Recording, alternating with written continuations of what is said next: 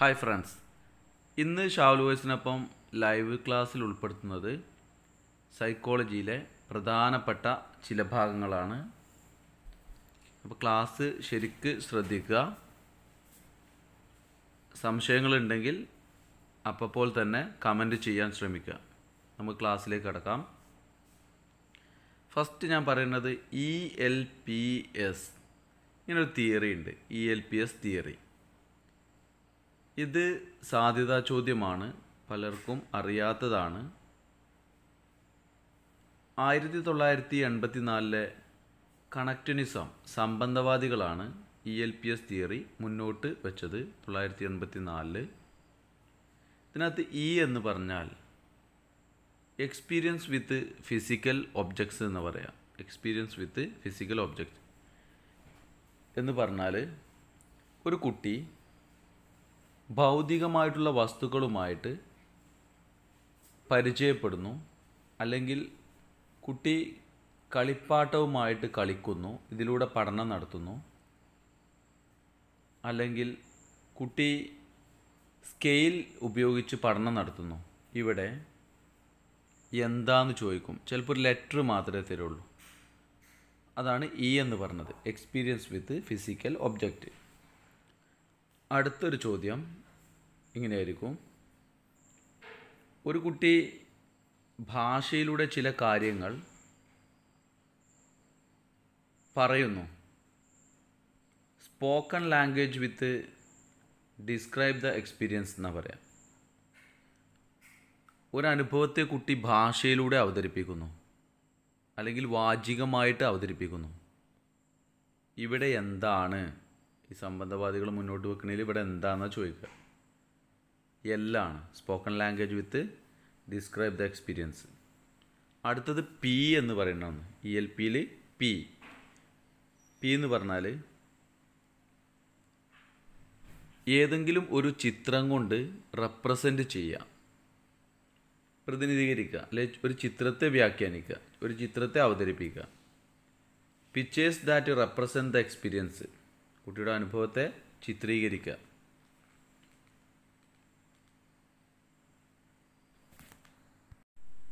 അടുത്തത് ആണ്.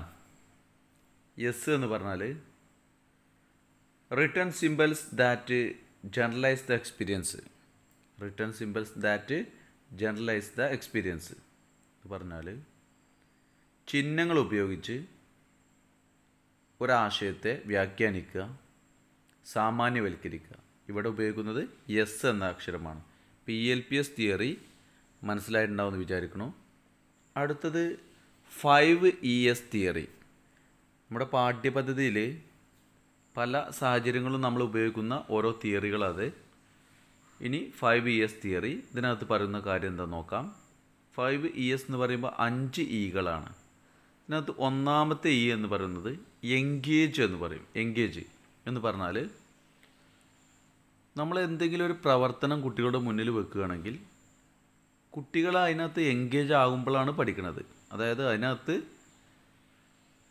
താല്പര്യം ജനിക്കുമ്പോൾ, അല്ലെങ്കിൽ അതിനകത്ത് നമ്മൾ സജ്ജീകരിക്കുമ്പോഴാണ് പഠിക്കുന്നത്. ഇതാണ് 5ESലെ ഒന്നാമത്തത്, പഠന പ്രവർത്തനത്തിൽ താല്പര്യം ജനിപ്പിക്കുക എന്നത്. രണ്ടാമത്തെ എന്ന് പറഞ്ഞത് എക്സ്പ്ലോർ എന്ന് പറയും. എക്സ്പ്ലോർ എന്ന് പറഞ്ഞാൽ സ്വയം പ്രശ്നം കണ്ടെത്താൻ അവസരം നൽകുക, അല്ലെങ്കിൽ ധാരണ രൂപീകരിക്കാൻ അവസരം നൽകുക. അതാണ് എക്സ്പ്ലോർ കൊണ്ട് ഉദ്ദേശിക്കുന്നത്. അപ്പോൾ എൻഗേജ് കഴിഞ്ഞാൽ പിന്നെ എക്സ്പ്ലോർ. അത് കഴിഞ്ഞാൽ അടുത്തത് എക്സ്പ്ലെയിൻ ആണ്. എക്സ്പ്ലെയിൻ എങ്ങനെ വിശദീകരിക്കണം എന്ന് കുട്ടിക്ക് മനസ്സിലാക്കാൻ അവസരം നൽകുക. ഒരു കാര്യം കണ്ടാൽ, ഒരു കാര്യം അറിഞ്ഞാൽ, ചെയ്താൽ ഇതെങ്ങനെ എനിക്ക് വിശദീകരിക്കാൻ സാധിക്കും എന്ന കാര്യത്തിൽ കുട്ടിക്ക് മനസ്സിലാക്കാൻ അവസരം നൽകുന്നതാണ് എക്സ്പ്ലെയിൻ. അപ്പോൾ എൻഗേജ്, എക്സ്പ്ലോർ, എക്സ്പ്ലെയിൻ. അടുത്തത് ഇലാബറേറ്റ് അല്ലെങ്കിൽ എക്സ്റ്റെൻഡ് എന്നും പറയും. Elaborate or extend. കുട്ടി മനസ്സിലാക്കിയ കാര്യത്തെ കുട്ടിക്ക് സ്വയം വിശദീകരിക്കാൻ അവസരം നൽകുക, അല്ലെങ്കിൽ കുട്ടിയിൽ സ്വയം വിശദീകരിക്കാനുള്ള ശേഷി വർദ്ധിപ്പിക്കുക. അതാണ് ഇലാബറേറ്റ്. അതിനെ വ്യാപിപ്പിക്കുക എന്നൊക്കെ പറയും. ഓക്കെ, അപ്പോൾ engage, explore, explain, elaborate or extend, then evaluate. ഇവിടെയാണ് ആന്തരിക മൂല്യനിർണ്ണയത്തിൻ്റെ പ്രസക്തി വരുന്നത്. സ്വയം വിലയിരുത്താൻ കുട്ടിയെ പരിശീലിപ്പിക്കുക. അപ്പം ഞാൻ ചെയ്തത് തെറ്റാണോ ശരിയാണോ, അല്ലെങ്കിൽ ഞാൻ ചെയ്തത് എത്രത്തോളം ഗുണം ചെയ്തു എന്നൊക്കെ വിലയിരുത്താൻ അവസരം നൽകും. ഇതാണ് 5 ES തിയറി കൊണ്ട് ഉദ്ദേശിക്കുന്നത്. അടുത്ത സ്റ്റെപ്പിലേക്ക് കടക്കാം. ഇനി നമ്മൾ നോക്കുന്നത് ഇൻഹിബിഷനാണ്. എന്താണ് ഇൻഹിബിഷൻ? ഇപ്പം നമ്മൾ ഒരു കാര്യം ചെയ്യാൻ വേണ്ടി തയ്യാറാകുമ്പോൾ, അല്ലെങ്കിൽ പറയാൻ വേണ്ടി തയ്യാറാകുമ്പോൾ, ഇതിനെക്കുറിച്ച് പെട്ടെന്നുണ്ടാകുന്ന ഒരു വറിയുണ്ട്. Worry means ഒരാദി. ഈ ഒരു പ്രവണതയെ വിളിക്കുന്നതാണ് ഇൻഹിബിഷൻ. ചെയ്യേണ്ട കാര്യത്തെക്കുറിച്ചോ പറയേണ്ടതിനെക്കുറിച്ചോ ഉണ്ടാകുന്ന വറി, ഇത് പെട്ടെന്നുണ്ടാവും. ഉദാഹരണമായിട്ട് പറയുകയാണെങ്കിൽ, ഒരു കുട്ടി സ്റ്റേജിൽ കയറി അഭിനയിക്കാൻ നിൽക്കുന്നു, അല്ലെങ്കിൽ പാട്ട് പാടാൻ നിൽക്കുന്നു, അല്ലെങ്കിൽ ചിത്രം വരയ്ക്കാൻ നിൽക്കുന്നു. ഇങ്ങനെ എന്തെങ്കിലും ഒരു പരിപാടിക്ക് വേണ്ടിയിട്ട് കുട്ടി അവിടെ പങ്കെടുക്കാൻ നിൽക്കുന്നു. അപ്പോൾ കുട്ടിയിൽ അതിനെക്കുറിച്ച് പെട്ടെന്നൊരു വറി ഉണ്ടാവുകയാണ്. ഇത് ചില സമയത്ത് ഗുണനപ്പട്ടികയൊക്കെ ചൊല്ലാൻ വരുമ്പോൾ കുട്ടികൾ നമ്മൾ കാണാറുണ്ട് ഇൻഹിബിഷൻ. അത് പെട്ടെന്ന് നമ്മുടെ മനസ്സിലേക്ക് ഞാൻ ചെയ്താൽ ശരിയാകുമോ, ഞാൻ പറഞ്ഞാൽ തെറ്റാകുമോ, ഇങ്ങനെയൊക്കെ ഉള്ള ഒരു വറി. ഇതിനെയാണ് ഇൻഹിബിഷൻ എന്ന് പറയുന്നത്. A feel that make one self conscious and unable to act in a relaxed and natural way എന്നാണ് ഇതിനെ സൂചിപ്പിക്കുന്നത്. നമുക്കിതിൻ്റെ ഇംഗ്ലീഷൊന്നും വേണ്ട, ഇത്രയും മതി. അടുത്തതാണ് ഉദ്ഭവനം. ഉദ്ഭവനത്തിന് പറയുന്നത് ഇൻക്യുബേഷൻ എന്ന് പറയാം. ഇൻക്യുബേഷൻ എന്ന് പറഞ്ഞാൽ അടയിരിക്കുക എന്ന് പറയും. പച്ച മലയാളത്തിൽ നമ്മൾ അടയിരിക്കുക എന്ന് പറയും. എന്ന് പറഞ്ഞാൽ എന്താ? ഇപ്പോൾ സജ്ജീകരണം കൊണ്ട് മാത്രം ഒരു പ്രശ്നത്തിന് പരിഹാരം കിട്ടില്ല. അപ്പം നമ്മൾ അറേഞ്ച് ചെയ്താൽ മാത്രം ഒരു പ്രശ്നത്തിന് നമുക്ക് പരിഹാരം കിട്ടും? ഒരിക്കലുമില്ല. അങ്ങനെ വരുമ്പോൾ ചില കുട്ടികൾ എന്ത് ചെയ്യും? അതിനെ മനഃപൂർവ്വം മൂടി വെക്കും, അതായത് ചെയ്യാതെ മാറ്റി വെക്കും. ഈ മാറ്റി വെക്കുന്നതിനെയാണ് എന്ത് പറയുന്നത്? ഉദ്ഭവനം, ഇൻക്യുബേഷൻ എന്ന് പറയുന്നത്. ബോധപൂർവമായ ശ്രമം കൊണ്ട് ഒരു പ്രശ്നത്തെ കുട്ടി നിർത്തിവെക്കുന്നത്. അപ്പോൾ കുട്ടിയിലുണ്ടാവുന്നത് എന്തായിരിക്കും? അബോധപൂർവമായ ചില പ്രവർത്തനങ്ങൾ നടക്കും കുട്ടിയുടെ മനസ്സിൽ. ഈ അബോധപൂർവമായ ചില പ്രവർത്തനങ്ങൾ നടക്കുമ്പോൾ ആ ഒരു കാര്യത്തെ വിളിക്കുന്ന പേരാണെന്ത്? ഉദ്ഭവനം. മനസ്സിലായോ? ബോധപൂർവമായിട്ട് നടക്കേണ്ട ഒരു പ്രവർത്തനത്തെ നിർത്തിവെക്കുമ്പോൾ അബോധപൂർവമായിട്ടുള്ള ചില പ്രവർത്തനങ്ങൾ കുട്ടിയിൽ നടക്കുന്നു. ഇതിനെ വിളിക്കുന്ന പേരാണെന്ത്? ഉദ്ഭവനം. അടുത്ത ഒരെണ്ണമാണ് ഇല്ലുമിനേഷൻ, പ്രകാശനം എന്ന് പറയും. പ്രകാശനം എന്ന് പറഞ്ഞാൽ കുറേ കാലമായിട്ട് വിസ്മരിച്ചു കിടന്ന ഒരു പ്രശ്നത്തിന് പെട്ടെന്നൊരു പരിഹാരം മനസ്സിലേക്ക് ഓടി വരുന്നത്. ഈ പ്രകാശനത്തിൻ്റെ പ്രത്യേകത, ഇല്ലുമിനേഷൻ്റെ പ്രത്യേകത, അന്തർദൃഷ്ടി പഠനത്തിലൂടെ കുട്ടിയിലെത്തുന്നത് പ്രകാശനം എന്നതിന് പറയാം. ഓക്കെ, പ്രകാശനം. അന്തർദൃഷ്ടിപരമായിട്ട് ഇപ്പം നമ്മൾ എന്തോ ഒരു പ്രവൃത്തി ചെയ്തപ്പോൾ കുട്ടി വേറെ എന്തോ എന്നാണ് ആലോചിച്ചു. ഇത് ഇങ്ങനെ ചെയ്യാമെന്നാണ് പറഞ്ഞു. ഒരു കാര്യം ചെയ്യാൻ നിന്നപ്പോൾ വേറെ എന്തോ പെട്ടെന്ന് മനസ്സിലേക്ക് ഓടി വരിക. എന്നോ മറന്നു പോയൊരു കാര്യമാണ്, കുട്ടി പഠിച്ചു കൊണ്ട് പിന്നെ മറന്നതാണ്, പിന്നെ പെട്ടെന്ന് മനസ്സിലേക്ക് വരുന്നത്. അതിനെ വിളിക്കുന്നതാണ് പ്രകാശനം. ഇനി ഞങ്ങളൊരു 4 കാര്യങ്ങൾ പഠിപ്പിക്കുകയാണ്. ഇതിൻ്റെ കൂടുതലാണ് പഠിക്കുക കേട്ടോ.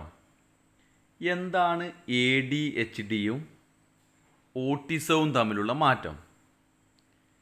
ADHD എന്ന് പറഞ്ഞാൽ കുട്ടികളുടെ അശ്രദ്ധയാണിത്. കൃത്യതയില്ലായ്മ, ശ്രദ്ധ കേന്ദ്രീകരിക്കാൻ കഴിയാത്ത അവസ്ഥ. ഇതൊരു വൈകല്യമാണ് ADHD. ADHDയുടെ ഫുൾ ഫോം ചിലപ്പോൾ നമ്മളോട് ചോദിക്കും. Attention deficit hyper activity disorder. ക്ലാസ്സിൽ ചില കുട്ടികൾ ശ്രദ്ധയോട് കൂടിയിട്ടല്ലാതെ ഇരിക്കുന്നു, അല്ലെങ്കിൽ കൃത്യമല്ലാതെ ചില കുട്ടികൾ പെരുമാറുന്നു, അല്ലെങ്കിൽ ക്ലാസ്സിൽ അധ്യാപിക പഠിപ്പിക്കുന്ന സമയത്ത് കുട്ടി മറ്റു കുട്ടികളെ ഉപദ്രവിച്ചു കൊണ്ടിരിക്കുന്നു. കുട്ടി നിശ്ചലാവസ്ഥയിൽ തുടരുന്നേയില്ല. ഇതിനൊക്കെ വിളിക്കുന്ന പേരാണ് ADHD. ഓട്ടിസം എന്ന് പറഞ്ഞാൽ പേശികളിലെ തകരാറുകൊണ്ട്, നെർവ്സിലെ തകരാറുകൊണ്ട് കുട്ടിയുടെ വാചികമായ പ്രസ്താവനകളിൽ അങ്ങേയറ്റം പിന്തള്ളപ്പെടുന്ന അവസ്ഥയാണ് ഓട്ടിസം. അതുമായി ബന്ധപ്പെട്ട് ചിലപ്പോൾ നമ്മുടെ ഒരു ഫിലിം തന്നെ ചോദിക്കാം. നമ്മുടെ മലയാളത്തിലെ മികച്ച നടനായ മമ്മൂട്ടിക്ക് അവാർഡുകളും ഒരുപാട് ഉപഹാരങ്ങളും നേടിക്കൊടുത്തൊരു സിനിമയാണ് പേരൻപ്. ഇതിലെ കഥാപാത്രം, ഇതിലെ ഒരു പെൺകുട്ടിയുണ്ട്, പുള്ളിക്കാരൻ്റെ മകള്, അവളുടെ കഥാപാത്രം ഓട്ടിസമാണ്. നമുക്കത് കണ്ടാൽ മനസ്സിലാവും. ഓക്കെ, അവിടെ നിൽക്കട്ടെ. അടുത്ത ഒന്ന് ഞാൻ പറയുന്നത് TTCT ആണ്. TTCT സർഗാത്മകത അളക്കാനുള്ള ഒരു ടെസ്റ്റാണ് TTCT. ഇതിൻ്റെ ഫുൾ ഫോം ആയിരിക്കും ചിലപ്പോൾ നമ്മോട് ചോദിക്കുക, അല്ലെങ്കിൽ എന്തളക്കാനാണ് TTCT ഉപയോഗിക്കണമെന്ന് ചോദിക്കുക. TTCTയുടെ full form Torrance test of creative thinking. Torrance test of creative thinking for measuring creativity. അടുത്തതാണ് SOI എന്താണ്? SOI എന്താണ്? സ്ട്രക്ചർ ഓഫ് ഇൻ്റലിജൻ്റ് എന്നാണ്. സ്ട്രക്ചർ ഓഫ് ഇൻ്റലിജൻ്റ്, അതായത് വിവ്രജന ചിന്തയെ രേഖപ്പെടുത്താൻ ഉപയോഗിക്കുന്നത് SOI എന്ന് പറയും. ചിലപ്പോൾ നമ്മോട് ചോദിക്കും CWSN എന്താണ്? CWSN എന്ന് പറഞ്ഞാൽ ചിൽഡ്രൻ വിത്ത് സ്പെഷ്യൽ നീഡ്സ് എന്നാണ്. ഇതും ചിലപ്പോൾ ഫുൾ ഫോം നമ്മോട് ചോദിക്കും. ചിലപ്പോൾ നമ്മോട് ചോദിക്കാം PWD ആക്ട് എന്താണ്? PWD. അപ്പോൾ ചിലവരൊക്കെ പറയും പബ്ലിക് വർക്ക് ഡിപ്പാർട്ട്മെൻറ്റ് എന്നോ പബ്ലിക് റോഡ് വർക്ക് ഡിപ്പാർട്ട്മെൻ്റ് ഒക്കെ പറയും. എന്താണ് PWD? Person with disabilities act. PWD act എന്ന് പറഞ്ഞാൽ ഏത് വർഷം നടപ്പിലാക്കിയത്? 1995. അടുത്തത് മൗലികതയാണ്. മൗലികത, ഒറിജിനാലിറ്റി എന്ന് പറയും.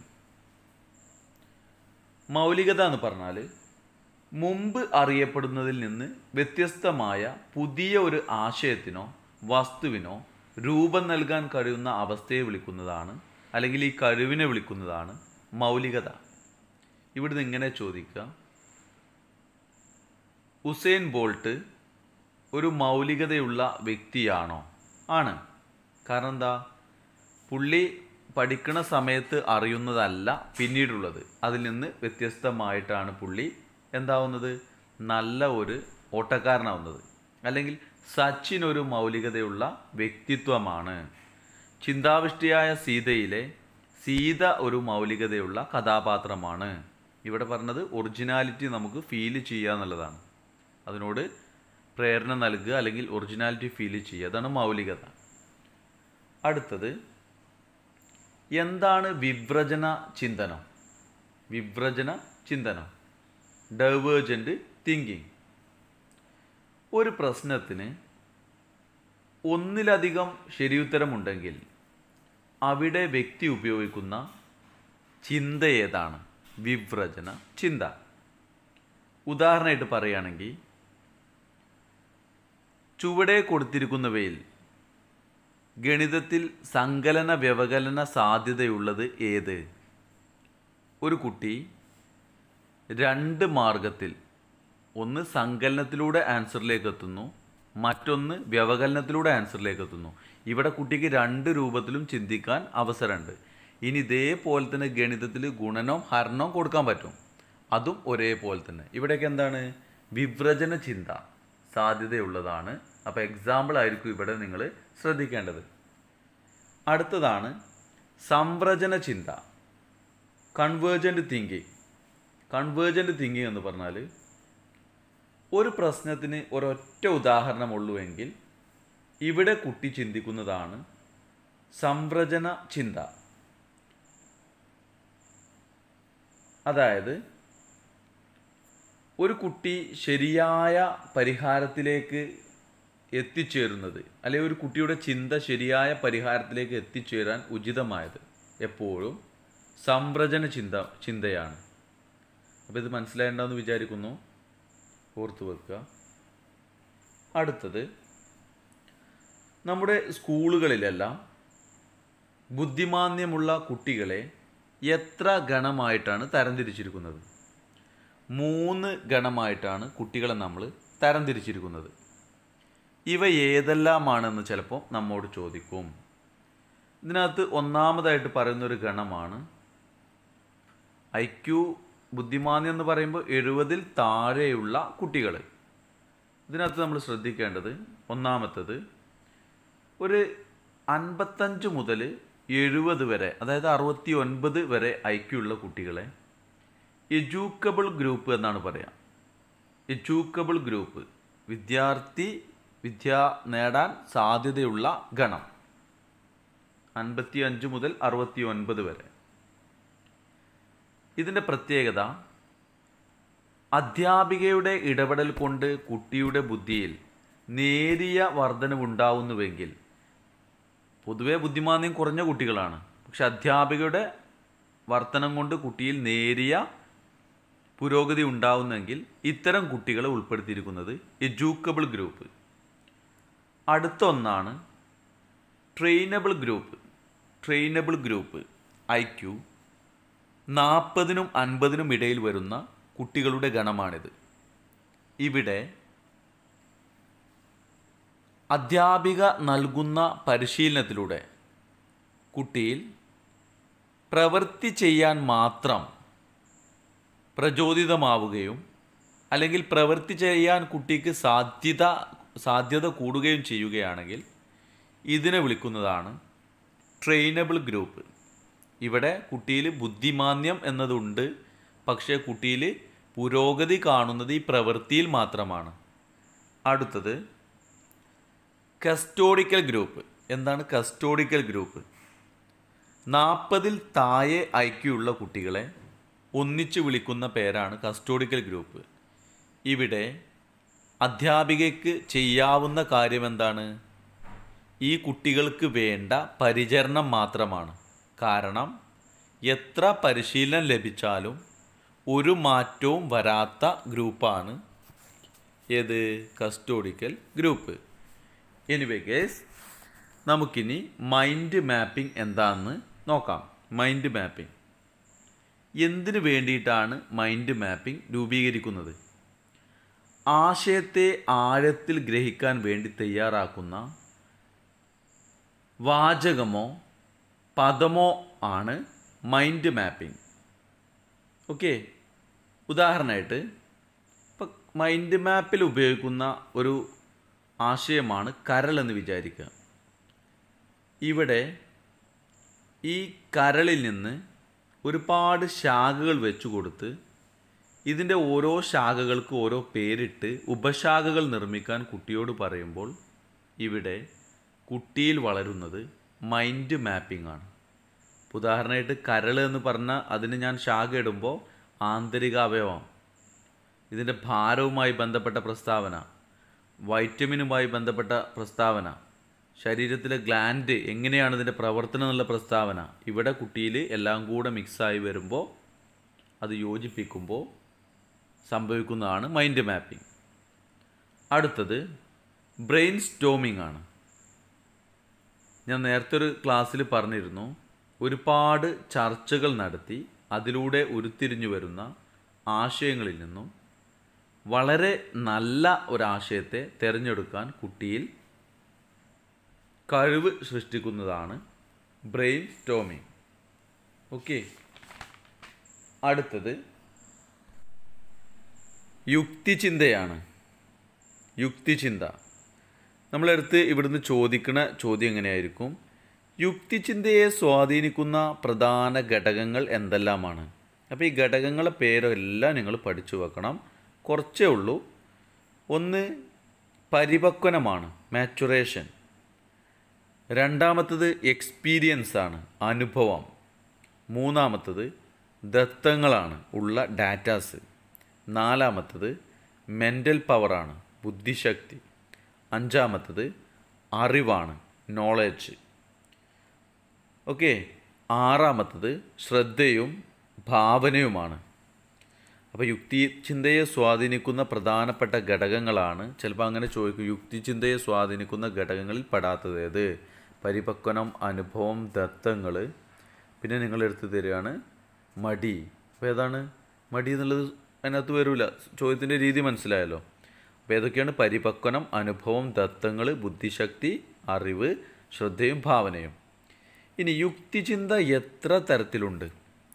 യുക്തിചിന്ത 3 തരത്തിലാണ് ഉള്ളത്. ഒന്ന് ഇൻഡക്റ്റീവ് റീസണിങ് എന്ന് പറയും, ആഗമന ചിന്തനം. എന്താണ് ഒരു കുട്ടിയിൽ ആഗമന ചിന്തനം എന്നതുകൊണ്ട് ഉദ്ദേശിക്കുന്നത്?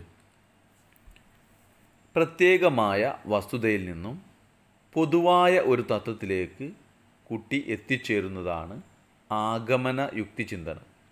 ഉദാഹരണമായിട്ട് നമുക്ക് പറയാം, പരീക്ഷണം, നിരീക്ഷണം, ഇവയെല്ലാം ആഗമന യുക്തിചിന്തനത്തിന് ഉദാഹരണമാണ്. ഈ പരീക്ഷണം, നിരീക്ഷണം എന്ന് പറയുമ്പോൾ ഇതിൽ തത്വങ്ങൾ സ്വീകരിക്കുകയും അതിനെ നിരീക്ഷിക്കുകയും തത്വങ്ങൾ ഒത്തുനോക്കിയ ശേഷം ഒരു പൊതു തത്വത്തിലേക്ക് എത്തിച്ചേരുകയും ചെയ്യുന്നുണ്ട്. അടുത്തൊന്നാണ് ഡിഡക്റ്റീവ് തിങ്കിങ്, ഡിഡക്റ്റീവ് റീസണിങ്, ഇങ്ങനെയൊക്കെ പറയുന്നത് നിഗമന ചിന്തനം. നേരത്തെ നിലനിൽക്കുന്ന ഒരു പൊതുവായ വസ്തുതയോ തത്വത്തെയോ ഏതെങ്കിലും ഒരു പ്രത്യേക സന്ദർഭത്തിൽ പ്രയോഗിക്കുന്ന ചിന്ത. നമ്മൾ ആഗമന രീതി, നിഗമന രീതി എന്ന് പഠിച്ചില്ലേ? അതുപോലുള്ള ചിന്ത തന്നെയാണ് ഇങ്ങോട്ടേക്ക് വരുമ്പോൾ ചിന്തയാകുമ്പോൾ.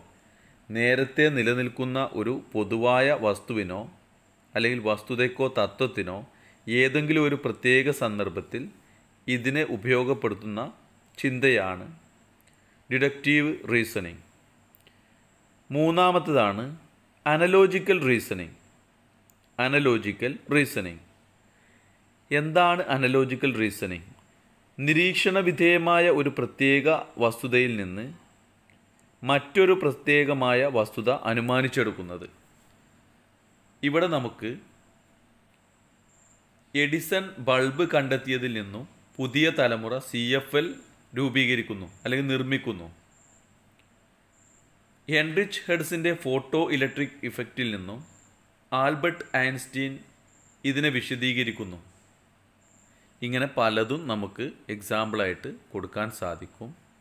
അല്ലെങ്കിൽ ഗണിതം പഠിച്ച കുട്ടി തച്ചശാസ്ത്രത്തിൽ മികവ് കാണിക്കുന്നു. ഇവിടെയൊക്കെ അനലോജിക്കൽ റീസണിംഗ് ആണ് കുട്ടി ഉപയോഗിക്കുന്നത്. അടുത്ത ടോപ്പിക്കാണ് ശ്രദ്ധ. ശ്രദ്ധ എന്ന് പറയുമ്പോൾ 2 തരത്തിലാണ് കുട്ടികളിലുള്ളത്. ഒന്ന് നോൺ വോളണ്ടറി അറ്റൻഷൻ, മറ്റൊന്ന് വോളണ്ടറി അറ്റൻഷൻ. എന്ന് പറഞ്ഞാൽ നോൺ വോളണ്ടറി അറ്റൻഷൻ എന്ന് പറഞ്ഞാൽ സ്വാഭാവികമായ താല്പര്യങ്ങളിൽ നിന്നുമുണ്ടാകുന്ന ശ്രദ്ധ. അതായത് എക്സാമ്പിൾ ശ്രദ്ധിക്കുക. ഒരു വലിയ ശബ്ദമുണ്ടാവുകയാണെങ്കിൽ യാതൊരു ശ്രമവും നടത്താതെ അത് കുട്ടി കേൾക്കുന്നു. ഓക്കെ എന്ന് പറഞ്ഞാൽ നമ്മൾ ഇരിക്കുന്ന സമയത്ത്, കുട്ടികളൊക്കെ ക്ലാസ്സിൽ ഇരിക്കുന്ന സമയത്ത് പുറത്ത് ഒരു വാഹനം റോട്ടിലൂടെ നിരത്തിലൂടെ സഞ്ചരിക്കുമ്പോൾ അതിൻ്റെ ഹോൺ മുഴങ്ങുന്ന ശബ്ദം കുട്ടി ശ്രദ്ധിക്കുന്നു. അല്ലെങ്കിൽ ഒരു വാഹനം വരുമ്പോൾ അതിൻ്റെ ശബ്ദം കുട്ടി ശ്രദ്ധിക്കുന്നു. ഇത് നോൺ വോളണ്ടറി അറ്റൻഷനാണ്. സ്വാഭാവികമായ താല്പര്യങ്ങളിൽ നിന്നും ഉണ്ടാകുന്നതാണ്. കുട്ടി അറിഞ്ഞിട്ട് വാഹനം പോകുന്ന ശബ്ദം ഞാൻ കേൾക്കണമെന്ന് പറഞ്ഞിട്ടുണ്ടാവണമല്ല. ഒരു ഐഡിയ കിട്ടിയല്ലോ. രണ്ടാമത്തതാണ് വോളണ്ടറി അറ്റൻഷൻ. ബോധപൂർവമായ ഒരു ശ്രമത്തിൻ്റെ ഫലമായി ഒരു കാര്യത്തിൽ ശ്രദ്ധ കേന്ദ്രീകരിക്കുന്നതാണ് വോളണ്ടറി അറ്റൻഷൻ. ഇവിടെ ഇങ്ങനെയാണ് നിങ്ങളുടെ മുന്നിലേക്ക് ചോദ്യം വരിക. ഒരു കുട്ടി പരീക്ഷയ്ക്ക് വേണ്ടി മാത്രം പരിശ്രമിക്കുന്നത് ഏത് പേരിലാണ് അറിയപ്പെടുന്നത്? Voluntary attention. അതുവരെ കുട്ടി പഠിച്ചില്ല, പരീക്ഷ സമയപ്പോൾ കുട്ടി കുത്തിരുന്ന് പഠിക്കണം. അതാണെന്ത്? Voluntary attention. ഇനി ഒരു ശ്രദ്ധയെ സ്വാധീനിക്കുന്ന ബാഹ്യമായ ഘടകങ്ങളുമുണ്ട്, ആന്തരികമായ ഘടകങ്ങളുമുണ്ട്. നമുക്കാദ്യം ബാഹ്യമായ ഘടകങ്ങൾ പഠിക്കാം. ഒന്നാമതായിട്ട് പറയുന്നത് ഉദ്ദീപനത്തിൻ്റെ സ്വഭാവം, നേച്ചർ ഓഫ് സ്റ്റിമുലസ്. ഇതിൻ്റെ എക്സ്റ്റേണൽ ഫാക്ടറാണ്. രണ്ടാമത്തത് ലൊക്കേഷനാണ്, അതിൻ്റെ കേന്ദ്രം. 3 പുതുമയാണ്. 4 തീവ്രതയാണ്, 5 ചലനാത്മകതയാണ്, 6 വൈരുദ്ധ്യമാണ്. എന്ന് പറഞ്ഞാൽ പഠിക്കാനുള്ള മാർഗം എല്ലാത്തിനും ഉദ്ദീപനം കൂട്ടി വെക്കുക എന്നുള്ളതാണ്. സ്റ്റിമുലസ്, ഉദ്ദീപനത്തിൻ്റെ സ്വഭാവം, ഉദ്ദീപനത്തിൻ്റെ കേന്ദ്രം, ഉദ്ദീപനത്തിൻ്റെ പുതുമ, ഉദ്ദീപനത്തിൻ്റെ തീവ്രത, ഉദ്ദീപനത്തിൻ്റെ ചലനാത്മകത, മൊബിലിറ്റി എന്ന് പറയും, ഉദ്ദീപനത്തിൻ്റെ വൈരുദ്ധ്യം, ഇവയെല്ലാം ശ്രദ്ധയെ സ്വാധീനിക്കുന്ന ബാഹ്യഘടകങ്ങളാണ്. ഇനി ശ്രദ്ധയെ സ്വാധീനിക്കുന്ന ആന്തരിക ഘടകങ്ങൾ എന്തെല്ലാം? Internal factors of attention. ഇവിടെ ശ്രദ്ധിക്കണമെങ്കിൽ എന്തു വേണം? താല്പര്യം വേണം, അഭിപ്രേരണ വേണം, ആന്തരിക പ്രേരണ വേണം, ശീലങ്ങൾ വേണം. അപ്പോൾ ഏതൊക്കെയാണ്? താല്പര്യം, അഭിപ്രേരണ, ആന്തരിക പ്രേരണ, ശീലങ്ങൾ. ഈ 4 കാര്യങ്ങളാണ് ശ്രദ്ധയെ സ്വാധീനിക്കുന്ന ആന്തരിക ഘടകങ്ങൾ. ഇനി എന്താണ് സ്പാൻ ഓഫ് അറ്റൻഷൻ എന്ന് പറഞ്ഞാൽ? സ്പാൻ ഓഫ് അറ്റൻഷൻ, ഇതിൻ്റെ ഒരു ഉദാഹരണം, നമ്മൾ ബസ്സൊക്കെ കയറാൻ ഒരു സ്റ്റോപ്പിൽ നിൽക്കുന്നതും അല്ലെങ്കിൽ നിങ്ങൾ ബസ് കയറാൻ ഒരു സ്റ്റാൻഡിൽ നിൽക്കുന്നതും രണ്ടും ഒന്ന് ഓർത്ത് നോക്കുക. ബസ് കയറാൻ നമ്മൾ സ്റ്റോപ്പിൽ നിൽക്കുമ്പോൾ അവിടെ അധികം പ്രഹളനമില്ല, അല്ലെങ്കിൽ അധികം ആളുകളുടെ ബഹളമില്ല.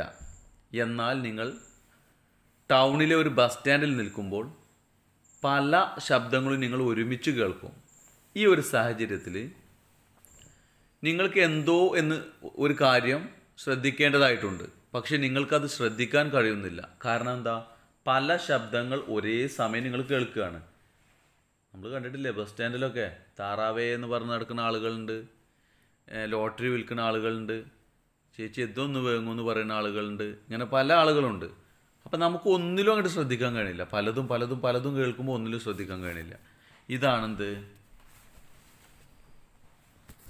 Span of attention. പലത് കേൾക്കുമ്പോൾ ഒന്നിലും ശ്രദ്ധിക്കാൻ കഴിയാത്ത അവസ്ഥ. അതായത് ഒരു ഉദാഹരണം കൂടെ പറഞ്ഞു തരാം. സ്കൂൾ കലോത്സവം നടക്കുമ്പോൾ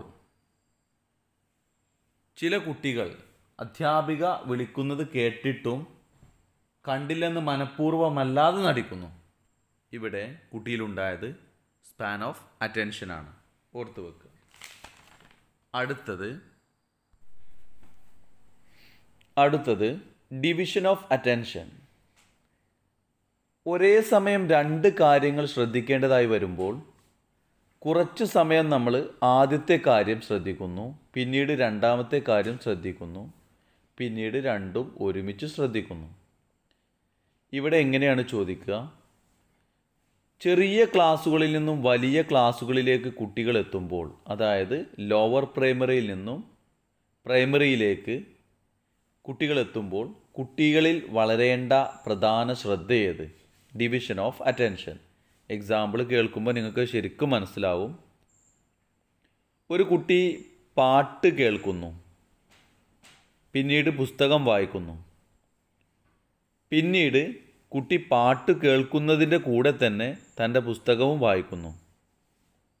ഇവിടെ കുട്ടിയുടെ ശ്രദ്ധ ഏതാണ്? ഡിവിഷനാണ്. രണ്ടാമത്തെ ഒരു കാര്യം, ഒരു എക്സാമ്പിൾ പറയുന്നത് കേൾക്കൂ. അധ്യാപികയുടെ പ്രസ്താവന കേൾക്കുന്ന കുട്ടി കേട്ട് കഴിഞ്ഞതിന് ശേഷം പാഠപുസ്തകത്തിൽ നോക്കി കുറിപ്പ് രൂപീകരിക്കുന്നു, അല്ലെങ്കിൽ കുറിപ്പ് എഴുതുന്നു. പിന്നീട് കുട്ടി അധ്യാപികയുടെ പ്രസ്താവനയുടെ കൂടെ കുട്ടി തൻ്റെ പാഠപുസ്തകത്തിൽ അടിവരയിടുന്നു, അല്ലെങ്കിൽ നോട്ട് ചെയ്യുന്നു. ഇവിടെയും ഡിവിഷൻ ഓഫ് അറ്റൻഷനാണുള്ളത്. ഓക്കെ. കോച്ചിൻ്റെ നിർദ്ദേശപ്രകാരം കളിച്ച കുട്ടി കോച്ചിൻ്റെ നിർദ്ദേശങ്ങൾ ആലോചിച്ചെടുക്കുകയും അതിനനുസൃതമായി കളി മുന്നോട്ട് കൊണ്ടുപോവുകയും ചെയ്യുന്നു. Division of attention. ഓക്കെ. അടുത്തതാണ് സസ്റ്റെയിൻഡ് അറ്റൻഷൻ. ദാറ്റ് മീൻസ് സുസ്ഥിരമായിട്ടുള്ള ശ്രദ്ധ. എന്താണ് സുസ്ഥിരമായിട്ടുള്ള ശ്രദ്ധ എന്ന് പറഞ്ഞാൽ? ഒരു കാര്യത്തിൻ്റെ തുടക്കം മുതൽ അവസാനം വരെ അത് ശ്രദ്ധിക്കുക. നമ്മുടെ വീട്ടമ്മമാർക്കൊക്കെ കൂടുതലുള്ള ഒരു ശ്രദ്ധയാണ് സുസ്ഥിര ശ്രദ്ധ.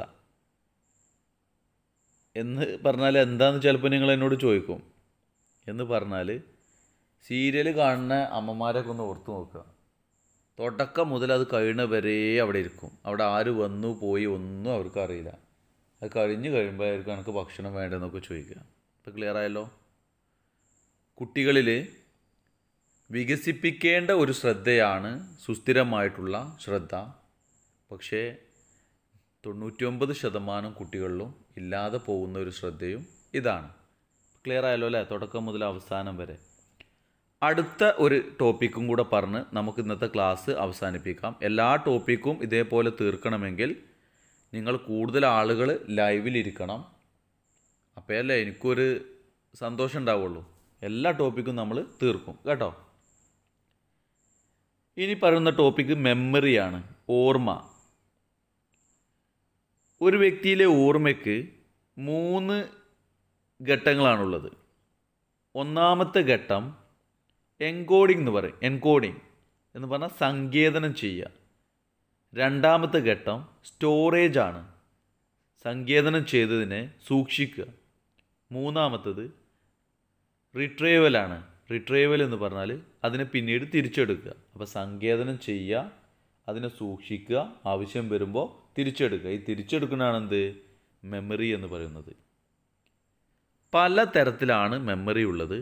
നമുക്കിതിന് അടുക്കും ചിട്ടയായിട്ട് ഒന്ന് പഠിച്ചു നോക്കാം. ഒന്നാമത്തെ ഒരു മെമ്മറി പറയുന്നത് ഇമ്മീഡിയറ്റ് മെമ്മറി, പെട്ടെന്നുള്ള ഓർമ്മ. എന്ന് പറഞ്ഞാൽ എന്താണ്? ഒരു കാര്യം മനസ്സിലാക്കിയ ഉടനെ തന്നെ അത് ഓർമ്മിക്കുന്നത്. ഒരു കാര്യം മനസ്സിലാക്കിയ ഉടനെ തന്നെ അത് ഓർമ്മിക്കുന്നത്. അധ്യാപിക 10 ചോദ്യങ്ങൾ ചോദിക്കുമ്പോൾ കുട്ടി 10നും ആൻസർ പറയുകയും പിന്നീട് ആ 10 ആൻസറുകൾ വെച്ച് അധ്യാപിക ചോദ്യങ്ങളാക്കുമ്പോൾ ഈ 10 ആൻസറിനും കുട്ടി ചോദ്യങ്ങൾ തിരിച്ചു പറയുന്നു. ഇവിടെ കുട്ടിയുടെ ഓർമ്മ എന്താണ്? Immediate memory. പക്ഷേ ഇതിന് 2 ദോഷങ്ങളുണ്ട്. ഒന്ന്, സമയപരിധി കുറവാണ്. രണ്ടാമത്തത്, ഈ 10 കാര്യം കഴിഞ്ഞ് പിന്നീട് കുട്ടിയോടൊരു കാര്യം ചോദിച്ചാൽ കുട്ടിക്ക് അറിയില്ല. അതായത് പുതിയത് വരുമ്പോൾ പഴയത് മറക്കുന്നു എന്നത്. അടുത്ത ഒരു ഓർമ്മയാണ് STM, short term memory. Immediate മെമ്മറിയുടെ അതേപോലെയുള്ളൊരു കാര്യമാണ് ഷോർട്ട് ടേം മെമ്മറി. കുറച്ച് കാര്യങ്ങളെ ഇവിടെ ഓർക്കാൻ സാധിക്കുന്നുള്ളൂ. കുറച്ച് സമയം മാത്രമേ കുട്ടിക്ക് അത് ഓർത്തെടുക്കാൻ സാധിക്കുന്നുള്ളൂ. ഇതാണ് ഷോർട്ട് ടേം മെമ്മറിയുടെ പ്രത്യേകത. അടുത്തതാണ് LTM, ലോങ് ടേം മെമ്മറി. കൂടുതൽ കാലം നിലനിൽക്കുന്ന ഓർമ്മയാണ് LTM. ഉദാഹരണമായിട്ട് കുട്ടിയുടെ ജന്മദിനം ഓർക്കുന്നത്, അല്ലെങ്കിൽ അച്ഛൻ്റെ പേര് ഓർക്കുന്നത്, അമ്മയുടെ പേര് ഓർക്കുന്നത്. ഇനി LTM 2 കാര്യങ്ങളിലാണ് നമ്മൾ സൂക്ഷിച്ചു വെക്കുക.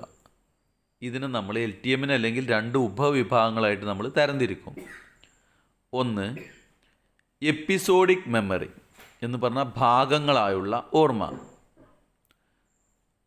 അതായത് ഒരാളുടെ അനുഭവങ്ങളും വ്യക്തിപരമായ സംഭവങ്ങളും ഉൾക്കൊള്ളുന്ന ഓർമ്മയാണ് എപ്പിസോഡിക് മെമ്മറി. ഉദാഹരണത്തിന് അങ്ങനെ പറയുന്നത്, ഇപ്പം നമ്മളൊരു അപകടം നേരിട്ട് കാണുകയാണെങ്കിൽ അതിൻ്റെ ഭാഗങ്ങൾ നമ്മുടെ മനസ്സിൽ എങ്ങനെയായിരിക്കും സൂക്ഷിക്കുക? വാഹനം വരുന്നു, ആ വാഹനം ഇടിക്കുന്നു, അതിനെന്തൊക്കെയോ സംഭവിക്കുന്നു. ഇതൊക്കെ ഘട്ടം ഘട്ടമായിട്ടാണ് നമ്മൾ മനസ്സിലേക്ക് ഓർത്തു വെക്കുന്നത്. മറ്റൊരു ഓർമ്മയാണ് LTMൻ്റെ സെമാറ്റിക് മെമ്മറി. സെമാറ്റിക് മെമ്മറി എന്ന് പറഞ്ഞാൽ ഇപ്പം 2 ബന്ധങ്ങൾ, 2 സംഭവങ്ങൾ തമ്മിലുള്ള കൂട്ടത്തെ സൂക്ഷിക്കാൻ സാധിക്കുന്നു എന്നതാണ്. അതായത് രണ്ടും ഒരേപോലെയുള്ള കാര്യമാകുമ്പോൾ ഒരു സംഭവത്തെ അതേപടി മനസ്സിൽ സൂക്ഷിക്കാതെ കുട്ടിയുടെ അനുഭവത്തിൽ നിന്ന് എന്ത് സാമാന്യവൽക്കരണമാണോ നടക്കുന്നത്, അല്ലെങ്കിൽ എന്ത് സാമാന്യവൽക്കരണമാണോ കുട്ടിയുടെ അനുഭവത്തിൽ കുട്ടിക്ക് കിട്ടിയത്, അതിനെ സൂക്ഷിക്കുന്നതാണ് സിമാറ്റിക് മെമ്മറി. ഉദാഹരണമായിട്ട് പറയുകയാണെങ്കിൽ വാഹനം ഓടിക്കുന്ന രക്ഷിതാവിനോട് കുട്ടി പറയുന്നു വാഹനം ഓടിക്കുമ്പോൾ ഹെൽമറ്റ് ധരിക്കണം. വാഹനം ഓടിക്കുമ്പോൾ മദ്യപിക്കരുത്, ഇങ്ങനെ കുട്ടി പറയുന്നു. ഇവിടെ കുട്ടിയുടെ ഓർമ്മ ഏതാണ്? സെമാറ്റിക് മെമ്മറി. അടുത്തത് റിട്രോ ആക്റ്റീവ് ഇൻഹിബിഷൻ എന്ന് പറഞ്ഞാൽ എന്താണ്? റിട്രോ ആക്റ്റീവ് ഇൻഹിബിഷൻ എന്ന് പറഞ്ഞാൽ അതിൻ്റെ മലയാളം പൂർവ്വ പ്രഭാവി നിരോധം എന്ന് പറയും. പിന്നീട് പഠിച്ചതിൻ്റെ സ്വാധീനത്തിൽ ആദ്യം പഠിച്ചത് മറക്കുന്നതിന് വിളിക്കുന്ന പേരാണ് റിട്രോ ആക്റ്റീവ് ഇൻഹിബിഷൻ. പിന്നീട് പഠിച്ചതിൻ്റെ സ്വാധീനത്തിൽ ആദ്യം പഠിച്ചത് മറക്കുക. അതായത് ഒരു കുട്ടി ബാൾ എന്ന് പഠിച്ചതിന് ശേഷം ടാൾ എന്ന് പഠിക്കുന്നു. അതായത് ബോൾ എന്ന് പഠിച്ചിട്ട് കുറച്ച് ദിവസം കഴിഞ്ഞിട്ടാണ് ടോൾ പഠിക്കുന്നത്. കുട്ടിയോട് ബോൾ എഴുതാൻ പറഞ്ഞപ്പോൾ കുട്ടി ടോൾ എന്നാണ് എഴുതിയത്. എങ്കിൽ ഈ കുട്ടിയുടെ പ്രശ്നം എന്താണ്? Retro active inhibition. വറി കൊണ്ട് മറന്നുപോയി. അല്ലെങ്കിൽ കുട്ടി എന്തെന്നെ എഴുതാനായിരുന്നു? ബോൾ തന്നെ എഴുതാനായിരുന്നു. പിന്നീട് പഠിച്ചതെന്ന് പറഞ്ഞാൽ പുതിയതായിട്ട് പഠിച്ചതെന്ന് അർത്ഥം. ഓർത്തു വെക്കുക.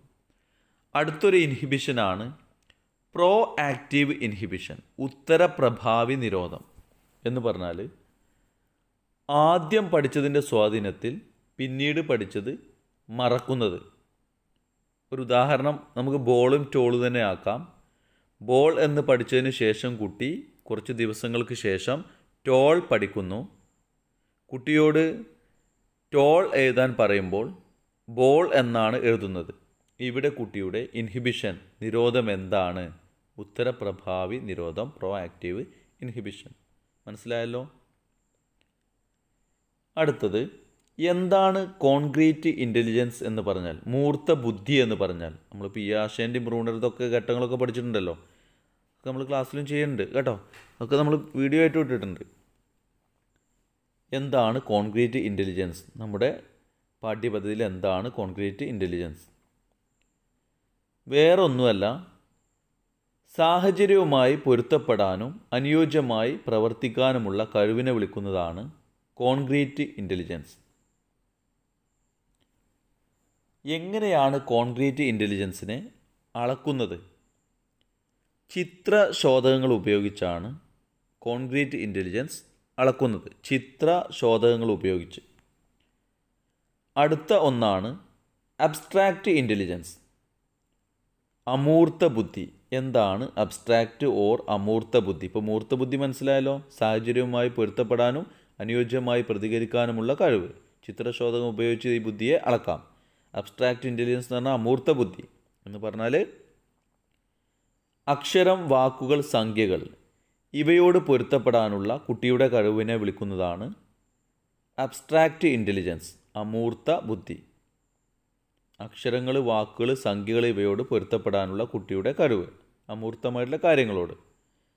അടുത്തൊന്നാണ് സോഷ്യൽ ഇൻ്റലിജൻസ്, സാമൂഹിക ബുദ്ധി എന്ന് പറഞ്ഞാൽ നിത്യജീവിതവുമായി പൊരുത്തപ്പെടാനുള്ള കഴിവിനെ വിളിക്കുന്നതാണ് സാമൂഹിക ബുദ്ധി. നിത്യജീവിതവുമായി പൊരുത്തപ്പെടാനുള്ള കഴിവിനെ വിളിക്കുന്ന പേര്. അടുത്തത്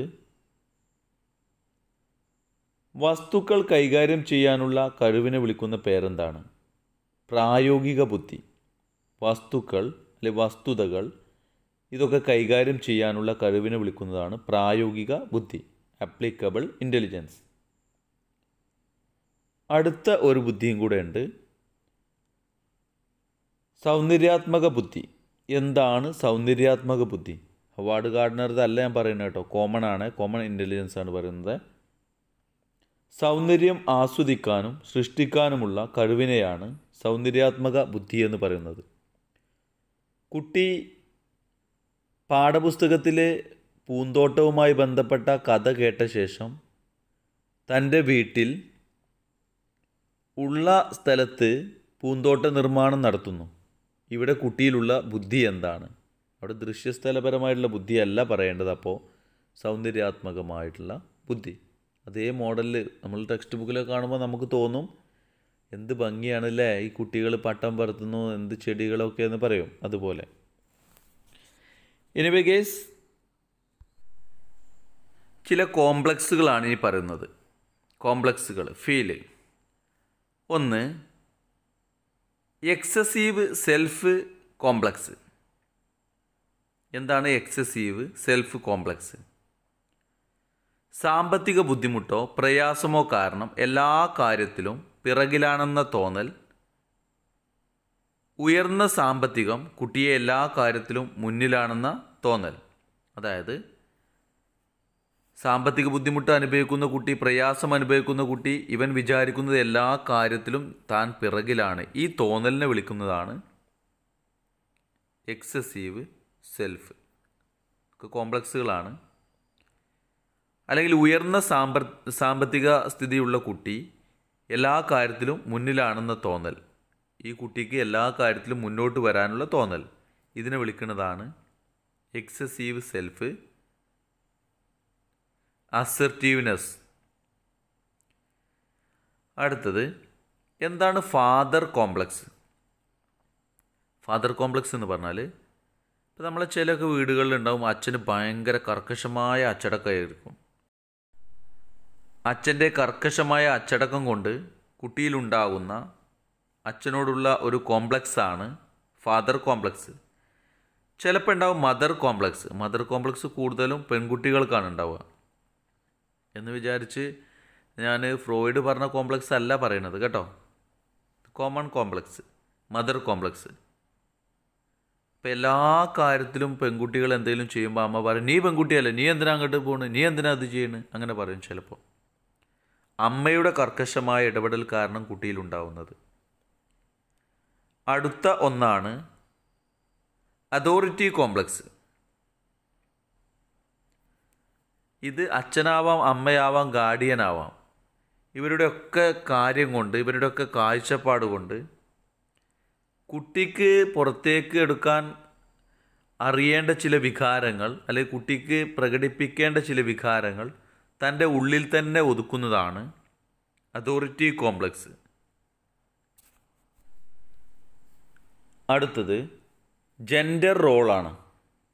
എന്താണ് ജെൻഡർ റോള്? പൊതുവെ ആൺകുട്ടികളും പെൺകുട്ടികളും പല സമയത്തും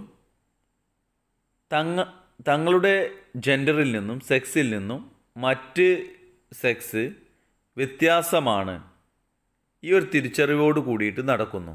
ഇന്ന് നമ്മുടെ വിദ്യാഭ്യാസ സമ്പ്രദായത്തിൽ ഇതില്ലാണ്ടാക്കാൻ ഒത്തിരി പ്രവർത്തനങ്ങൾ നടക്കുന്നു. ആണും പെണ്ണും ഈക്വലാണ് എന്ന രീതിക്ക് നടക്കുന്നു. അപ്പോൾ നമ്മളിവിടെ രണ്ട് കാര്യങ്ങൾ പഠിക്കുന്നു. ഒന്ന് ജെൻഡർ റോളാണ്. ജെൻഡർ റോൾ എന്ന് പറഞ്ഞാൽ സമൂഹത്തിൽ പ്രതീക്ഷിക്കുന്ന സംസാരം, അഭിനയം, ആൺ പെൺ വ്യത്യാസം, ഇതിനെ സൂചിപ്പിക്കുന്നതാണ് ജെൻഡർ റോൾ. ഇവിടെ നമുക്ക് എക്സാമ്പിൾ എങ്ങനെയാണ്? പെൺകുട്ടികൾ പൊതുവെ ഡ്രസ്സ്, അതുപോലെ ഇവരുടെ പെരുമാറ്റ വിനയം, ഇത് ഈ പെൺകുട്ടികളുടെ എന്തുകൊണ്ടുണ്ടാവുന്നതാണ്? ജെൻഡർ റോൾ കൊണ്ട്. ആൺകുട്ടികൾ പൊതുവെ മത്സരങ്ങളിൽ പങ്കെടുക്കുന്നു, പ്രത്യേക രീതിയിലുള്ള സംസാരം, ഇത് സൂചിപ്പിക്കുന്നത് എന്താണ്? ജെൻഡർ റോളാണ്. ഇനി ഒരു ജെൻഡർ ഡിസ്ക്രിമിനേഷൻസ് ഉണ്ട്. അതായത് ലിംഗഭേദത്തിൻ്റെ പേരിൽ ആണിനെയും പെണ്ണിനെയും വ്യത്യസ്തരായിട്ട് കാണുക. ഇത് ജോലി സ്ഥലങ്ങളിലായിരിക്കാം, ഇടപെടുന്ന പല ഏരിയകളിലും ഇങ്ങനെ സംഭവിക്കാം. ഓക്കെ, ഒരു ഡിസ്ക്രിമിനേഷൻസ്, ആണിൽ നിന്ന് പെണ്ണ് വ്യത്യസ്തരാണ് എന്നൊരു ഡിസ്ക്രിമിനേഷൻസ്. ഇതാണ് ജെൻഡറിൻ്റെ രണ്ടാമത്തെ ഒരു സ്റ്റെപ്പ്. അടുത്ത ഒന്നാണ് ജെൻഡർ ബയാസ്. ഒരു കുട്ടിയിൽ ലിംഗബോധമുണ്ടാകുന്ന അവസ്ഥയെ വിളിക്കുന്നതാണ് ജെൻഡർ ബയാസ്. ഞാൻ ആൺകുട്ടിയാണ്, ഞാൻ ഇന്ന ലിംഗത്തിൽപ്പെട്ടതാണ്, ഞാൻ സ്ത്രീലിംഗത്തിൽപ്പെട്ടതാണ്, ഇങ്ങനെയുള്ള ഒരു ബോധം ഉണ്ടാവുന്ന സാഹചര്യത്തെ വിളിക്കുന്നതാണ് ജെൻഡർ ബയാസ്. ആ ഏർലി ചൈൽഡ്ഹുഡ് കഴിയുന്ന സമയത്താണ് ഇത് സാധാരണ ബയാസ് ഉണ്ടായി തുടങ്ങുക. ഉദാഹരണമായിട്ട് പറയുകയാണെങ്കിൽ കുട്ടികൾ കളിക്കുമ്പോൾ ഒരു ബെഞ്ചിലിരിക്കുമ്പോൾ ഓക്കെ ആൺകുട്ടികളുടെ കൂടെ പോയി കളിക്കുകയാണോ, അങ്ങനെയൊക്കെ ഒരു രീതി ഉണ്ടാകും. അടുത്തൊന്നാണ് gender stereotype. Gender stereotype എന്ന് പറഞ്ഞാൽ സ്ത്രീ പുരുഷന്മാർ തമ്മിലുള്ള ഒരു ഗ്യാപ്പാണിത്, വ്യത്യാസമാണിത്. ഈ ജെൻഡർ സ്റ്റീരിയോ ടൈപ്പിനെ ഒഴിവാക്കാൻ വേണ്ടിയിട്ടാണ് 2015 ജെൻഡർ ഇക്വാലിറ്റി കമ്മീഷൻ ആക്ട് നിലവിൽ വന്നത്. സ്ത്രീ പുരുഷന്മാർ തമ്മിലുള്ള ഒരു ഗ്യാപ്പ്, ഇന്ന കാര്യങ്ങളൊക്കെ പെൺകുട്ടികളെ ചെയ്യാവൂ, ഇന്നതൊക്കെ അധ്യാപിക പറയുന്നത് ആൺകുട്ടികളെ കേൾക്കാവൂ, ഇങ്ങനെയുള്ള കാര്യങ്ങളൊക്കെയാണ് സ്റ്റീരിയോ ടൈപ്പ് കൊണ്ട് ഉദ്ദേശിക്കുന്നത്. എനിവേ ഗേസ്, ലൈവ് ചാറ്റ് ഇവിടെ അവസാനിപ്പിക്കുകയാണ്. കൂടുതൽ ആളുകൾ ലൈവ് ചാറ്റിൽ ഉണ്ടാകുമ്പോഴാണ് നമുക്കും അതിനകത്ത് ആത്മാർത്ഥമായിട്ട് സന്തോഷമായിട്ട് നിങ്ങൾ പഠിക്കുകയാണല്ലോ ഉള്ള രീതി കൊണ്ട് അടുത്ത ക്ലാസ്സും ചെയ്യാനുള്ളൊരു ത്വര ഉണ്ടാവുക. ക്ലാസ് മനസ്സിലാവണില്ലെങ്കിൽ പറയാം, നിങ്ങൾ ഫ്രീ ആയിട്ട് പഠിക്കാമെന്ന് വിചാരിക്കണ്ട. ഓക്കെ, അപ്പോൾ നിങ്ങൾ ഫ്രീ ആയിട്ട് പഠിക്കുകയാണെങ്കിലും നിങ്ങൾക്ക് എന്ത് കമൻറ്റും ചെയ്യാം, എന്ത് കാര്യം ചോദിക്കാം. നമ്മൾ ഫ്രീ ആയിട്ടാണ് എല്ലാം ചെയ്യുന്നത്. ഒറ്റ പോയിൻ്റ് പറഞ്ഞ് നമ്മൾ അവസാനിപ്പിക്കുന്നു. RET act, right to education act നിലവിൽ വന്നത് എന്നാണ്? ആരെങ്കിലും ഒരാൾ കമൻറ്റ് ചെയ്യുക. ഏത് ആർട്ടിക്കിളാണ്, എത്ര ഏജിലുള്ള കുട്ടികൾക്കാണ്, എന്നാണ് ഈ ആക്ട് പാർലമെൻറ്റ് പാസ്സാക്കിയത്, എന്നാണിത് നിലവിൽ വന്നത്. ബൈ.